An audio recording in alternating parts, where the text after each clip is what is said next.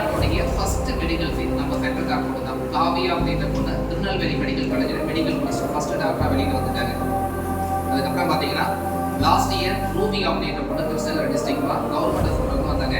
669 mark வாங்கினாங்க. State first 7.5ல தமிழ்நாட்டில் முதல் மார்க் வந்து நம்ம சென்ட்ரல் டாக்டர் தான். இதே இடம் இதே மனதளவில் என்ன தயாராகணும் அப்படிங்கிறத இப்போ நமக்கு தேவை இல்லை. எப்போ நீங்கள் 11th and 12th ஸ்டூடெண்ட், எத்தனை பேர் 12th ஸ்டூடெண்ட் இங்கே இருக்கிறீங்க? கை தூக்கி பார்ப்போம்.